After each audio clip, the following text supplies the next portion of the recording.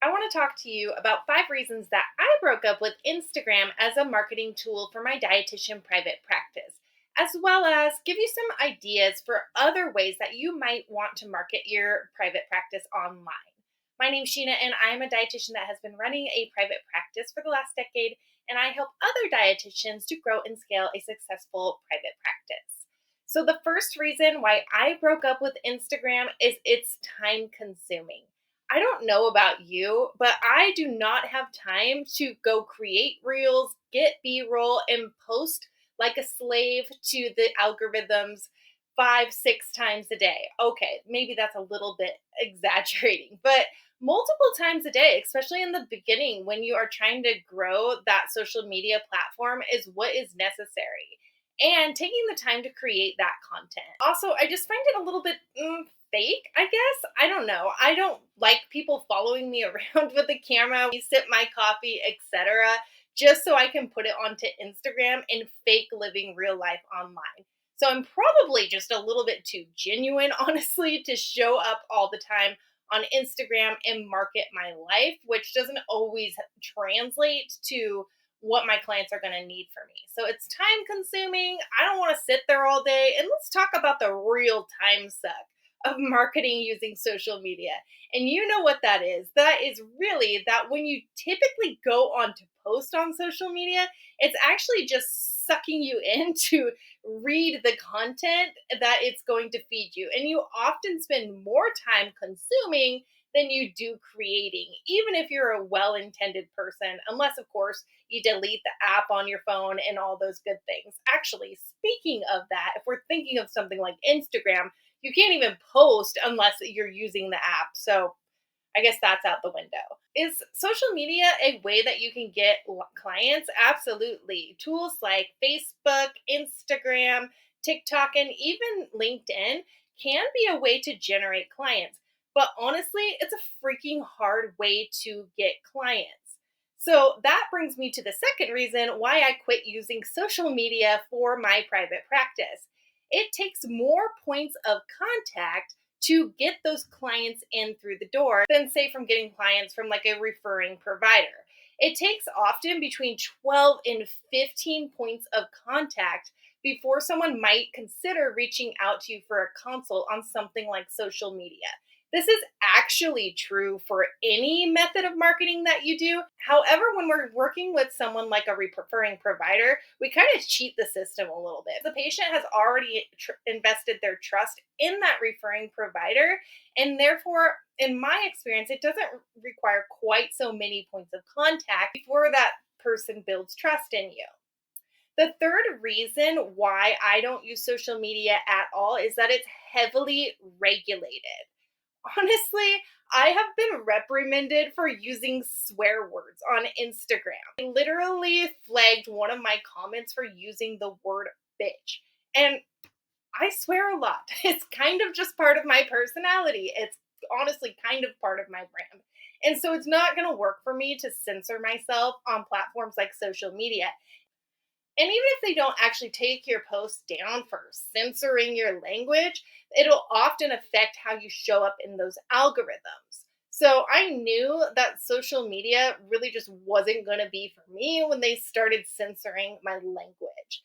And on top of that heavy regulation, they don't like to share anything that's pretty controversial. And since I work in the weight inclusive and eating disorder field, those things are often things that are just automatically censored. In fact, I think you can't even use the word eating disorder on many social media platforms like Facebook and Instagram at this time.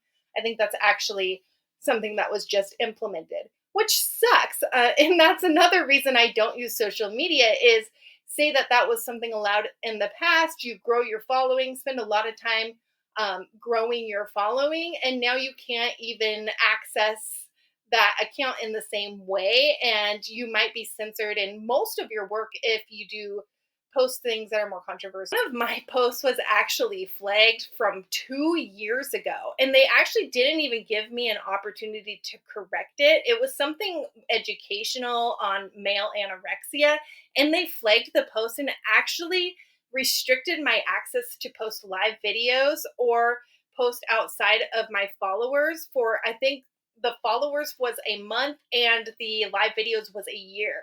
So it was pretty extreme.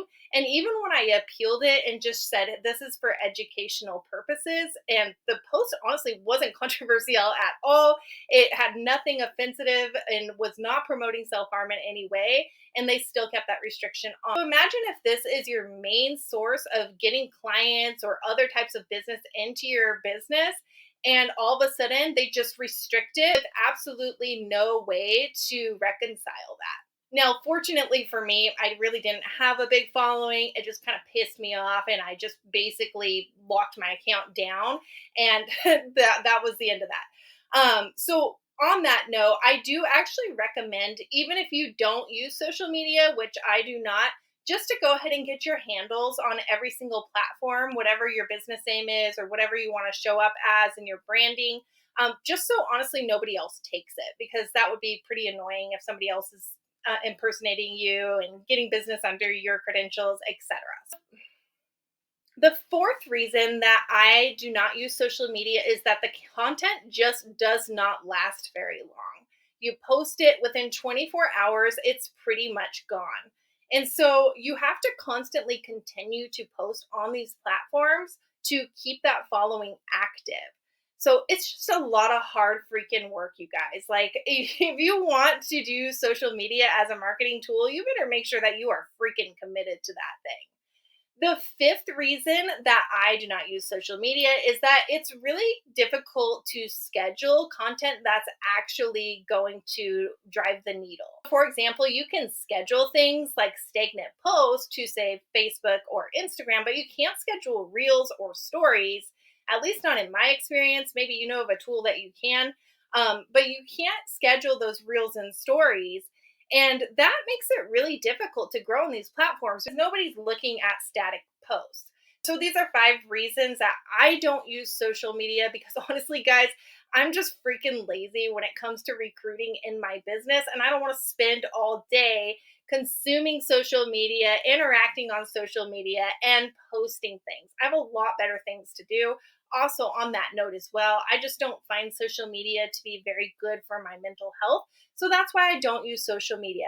I have no problem showing up live. I have no problem posting reels. So that's really not an issue for me. For some people, I know that that is. I do highly encourage you to show up in some visual way on any platform that you use, including if you choose to do something like blogging, which we're going to chat about, or like YouTube, just because that is such a deep way to connect with your audience. So that's not the reason I don't use social media. Honestly, it's just because I am freaking lazy and I am a rule breaker that doesn't like being censored. So those are the major reasons I don't use it. Some things that I find much, much, much more effective to get clients and gain a loyal following is doing something like blogging using SEO.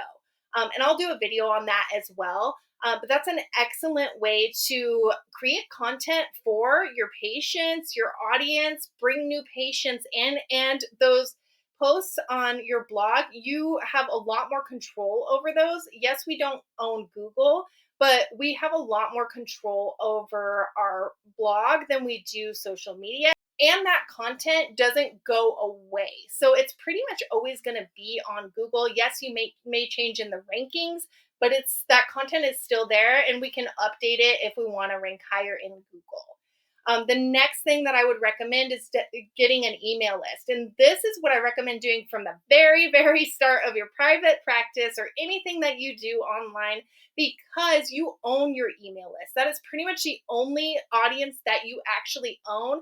Facebook, Instagram, TikTok, even Google can change their algorithms at any time and completely wipe out your communication with your audience. So definitely would encourage something like blogging. Doing something like YouTube videos is also awesome, and using SEO to optimize your YouTube videos. Those are some of my favorites. And I also encourage connecting out to doctors as referrals. Those tend to be steady streams of referrals and tend to grow over time. I do have a video on how to market to referring providers in a really simple way as well.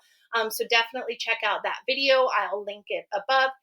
if you're interested in something like that. Or what I always say is do or don't when it comes to social media. So just don't half ass it. If you're going to do it, do make that one of your primary marketing strategies, commit to it, and be consistent. If you do have any questions about anything in this video, do definitely drop it in the comments below. I'm sure if you have questions, others share the same questions, and I do respond to all questions personally. If you found this video helpful, please consider liking, subscribing, and sharing with a friend.